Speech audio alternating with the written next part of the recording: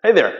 In previous episodes, we talked about the Oscillating Multitool, and we also talked about the Ryobi Detail Sander. In this episode, I'm going to show you how you can turn a regular Oscillating Multitool into a detail sander with just one piece. I'm Eddie Field with Field Guided DIY. Let's dive in.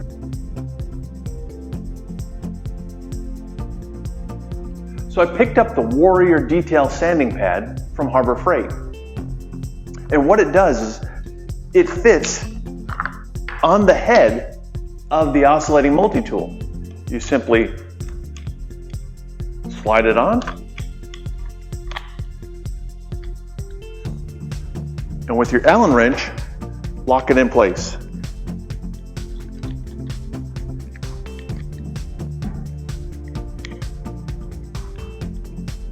Then get whatever grit pad you need. And the sanding pad is hook and loop, otherwise known as Velcro. Just apply it, stick it, and you're ready to sand.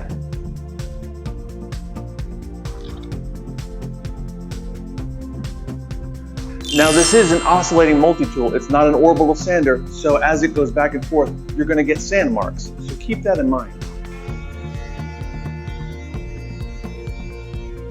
But now with the detail sanding head on the oscillating multi-tool, I can get in the nooks and crannies that would usually be reserved for a detail sander. Picked it up for about $5 plus the sanding pads that are sold separately. That's my little tip for the day. For more tool tips and suggestions in 2 to 4 minutes, click subscribe.